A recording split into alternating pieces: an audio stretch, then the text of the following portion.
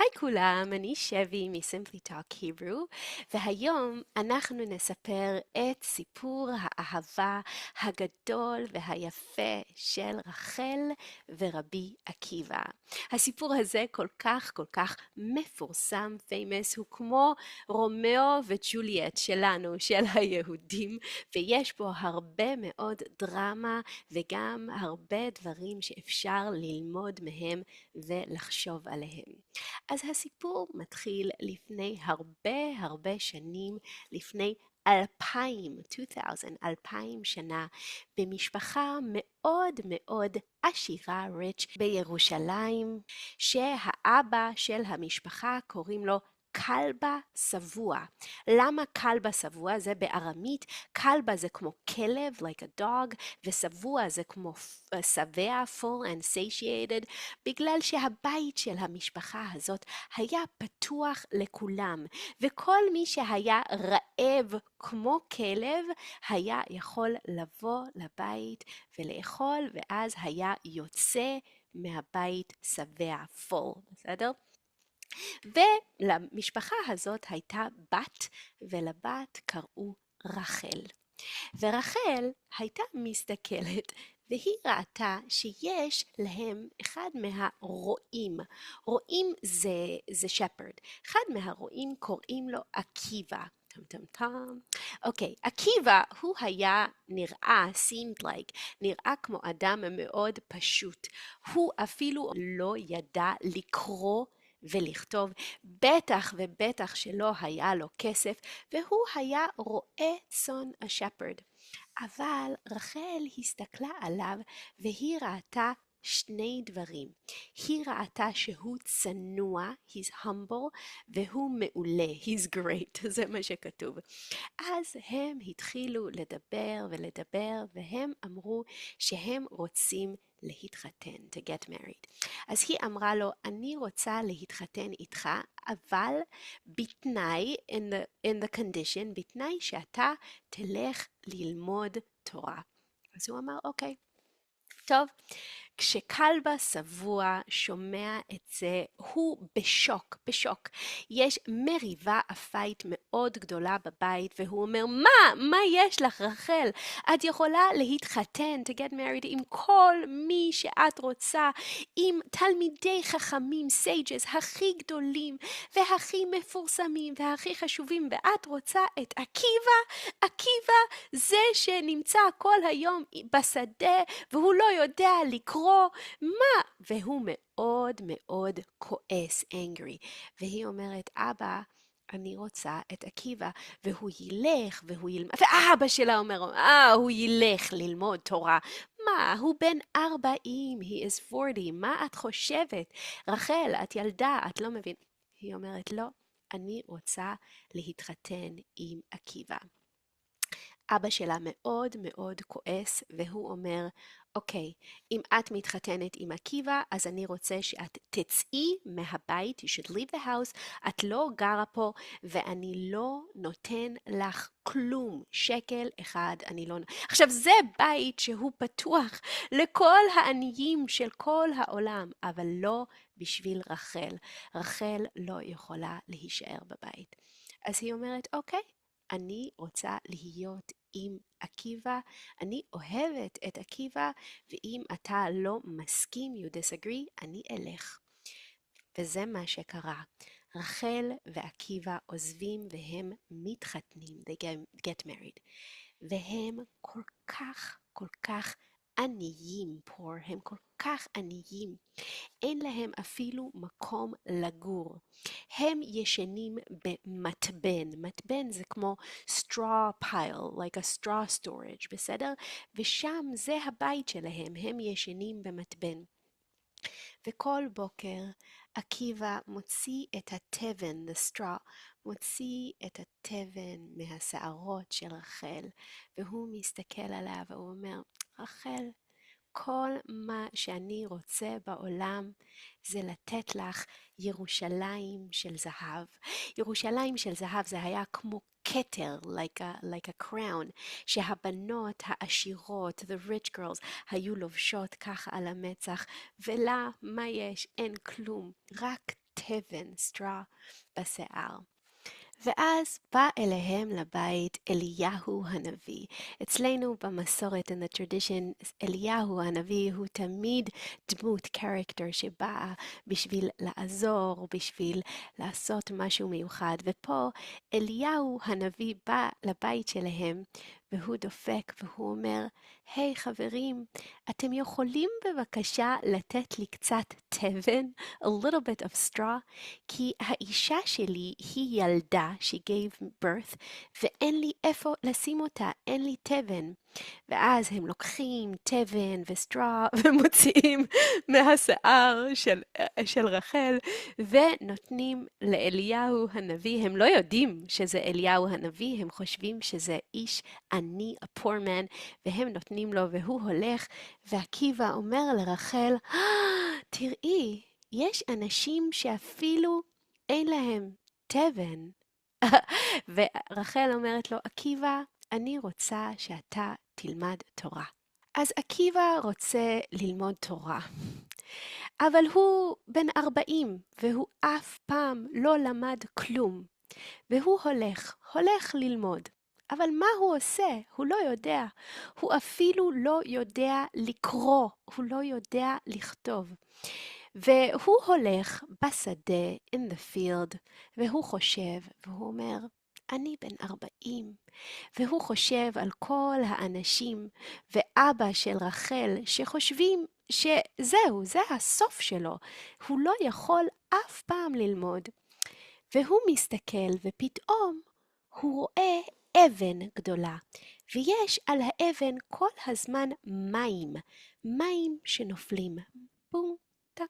והוא רואה איך הרבה זמן שהמים נופלים על האבן, נהיה כמו האבן נהיית חלקה, smooth, בגלל המים. והוא מסתכל ופתאום יש לו מחשבה כל כך יפה. הוא אומר, וואו, אם המים האלה שהם כל כך רכים, so soft, הם יכולים לבוא אל האבן, this rock, האבן הקשה, ולפסל, to sculpture, לפסל את האבן, אז אני חושב שגם לי יש סיכוי, a chance. אני חושב כי גם התורה היא רכה, אבל אם אני אלמד ואלמד ואלמד ואלמד, היא תיכנס לתוך הלב שלי, אפילו שהלב שלי הוא בן 40 והוא קשה כמו אבן, like a rock. אז הוא הולך למישהו שמלמד ילדים קטנים איך לקרוא ולכתוב, מלמד תינוקות, והוא הולך והוא אומר לו, רבי, תחשבו, מורה של כיתה א', אוקיי? הוא אומר, רבי, תלמד אותי תורה. והוא מחזיק ככה לוח, blackboard, והוא כותב א', והוא לומד ב', והוא לומד ג', ואז הוא לומד עוד ועוד ועוד ועוד ועוד, עד שהוא לומד את כל התורה. ורבי עקיבא הוא רועה צאן, אז כל יום הוא יוצא החוצה והוא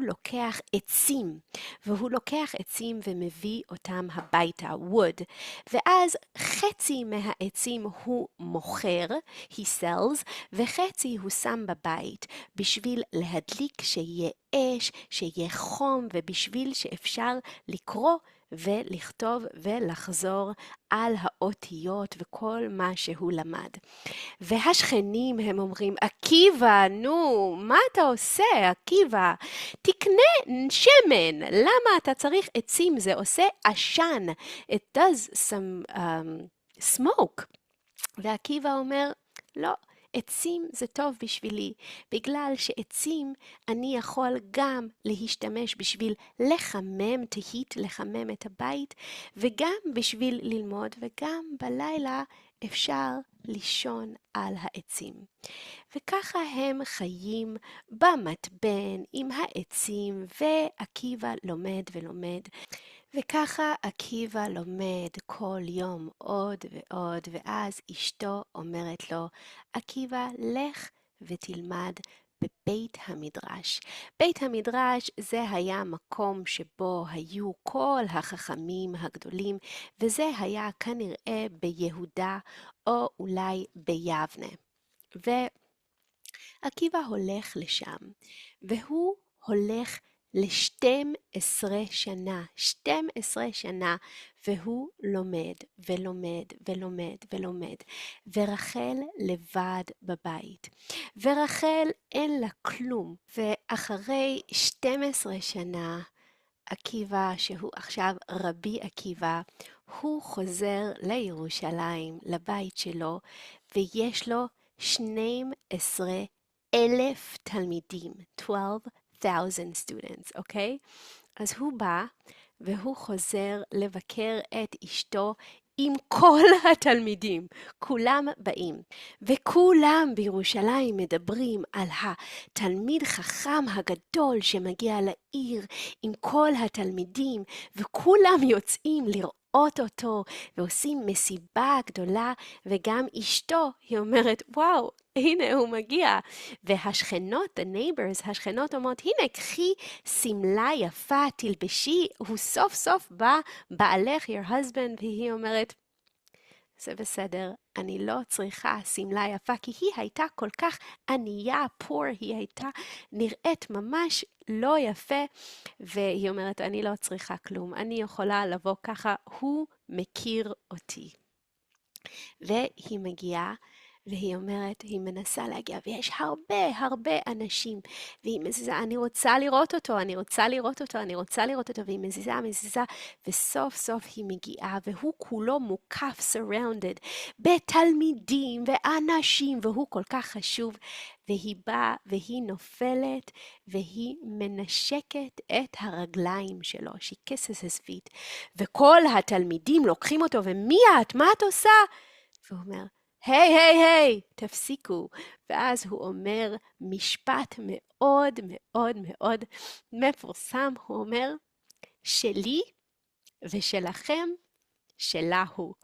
הוא אומר, everything that I own, כל מה שיש לי וכל מה שיש לכם הוא שלה. ואבא שלה, הוא שומע שאדם גדול הגיע לעיר, אוקיי?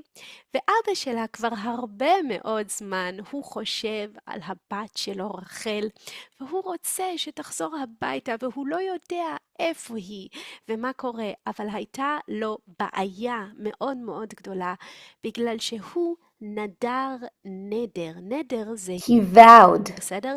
והוא אמר לה, את לא יכולה לחזור הביתה. והוא נדר, ועכשיו הוא לא יודע מה לעשות, כי הוא אמר, והוא צריך לשמור על המילה, to keep his word. אז הוא אמר, יש פה מישהו גדול, הוא לא ידע שזה עקיבא, שזה רבי עקיבא, הוא אמר, יש פה מישהו גדול, אני יכול לשאול אותו מה לעשות, אולי הוא יכול לעזור לי, ביהדות זה נקרא להתיר את הנדר, to help me resolve my swearing. אז הוא הולך אל רבי עקיבא, והוא אומר לו, יש לי בעיה גדולה, אני כל כך מתגעגע, כל כך מתגעגע לבת שלי, ואני כל כך רוצה לראות אותה, אבל אני נדרתי נדר, I swore שהיא לא תוכל להיות בבית. ורבי עקיבא, ככה עושים ביהדות and Judaism, אם יש נדר, אז שואלים שאלה, אומרים, אם היית יודע, if you'd known, שככה וככה, היית נודר, you'd be making the same vow? אז עקיבא, רבי עקיבא, הוא אומר לו, אוקיי, אם היית יודע שבסוף עקיבא הזה יהיה רב גדול, והוא יהיה אדם גדול, היית מוציא אותה מהבית? וכלבא שבוע אומר, מה? אפילו אם הוא רק היה יודע לקרוא פרק אחד, או הלכה אחת, זה היה מספיק, אני הייתי רוצה שהבת שלי תהיה בבית, זה רק בגלל שהוא היה כל כך פשוט והוא לא ידע לקרוא, הוא אומר לו, זה אני. ואז גם הוא נופל ומנשק לו את הרגליים, והוא נותן לו חצי מהכסף שלו. רבי עקיבא עד היום הוא כל כך חשוב במסורת and the tradition, במסורת היהודית. יש לנו אפילו סיפור משה רבינו, הוא ראה בנבואה, in a prophecy, הוא ראה את רבי עקיבא והוא אמר להשם, הוא אמר לאלוקים, יש כזה אדם בעולם שלך, ואתה נותן את התורה לי שאני אתן את זה? הוא צריך לתת את התורה. אז אפילו משה רבינו אומר, וואו, הוא כל כך גדול.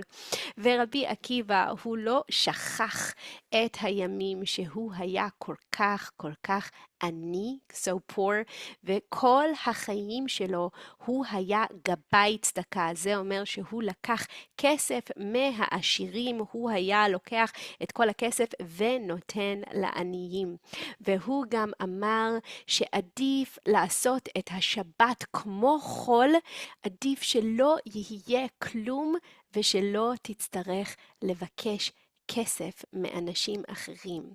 והדבר אולי שכולם מכירים, שרבי עקיבא אומר שהכלל, the rule הגדול בתורה זה ואהבת לרעך כמוך. You should love your brother or your friend like yourself. וזה אולי בגלל באמת האהבה הגדולה של רחל לרבי עקיבא, שהיא יכלה להסתכל ולראות שהאדם הזה הוא כמוה, is like her, אפילו שהוא רואה צאן, אפילו שהוא לא יודע לקרוא, בכלל היא ראתה את הפוטנציאל והיא ראתה מיהו באמת בלב. אין לנו עוד הרבה אינפורמציה, מידע על רחל ועל רבי עקיבא אחר כך, איך הם חיו, אבל אנחנו יכולים לנחש, to guess, שכבר הוא לא היה צריך להוציא תבן, straw מהשערות שלה, והם היו עכשיו בשלום עם אבא שלה, ויכלו לחיות חיים טובים בירושלים. איזה סיפור יפה. שיהיה לכולנו בשורות טובות והרבה אהבה וקרבה ושלום.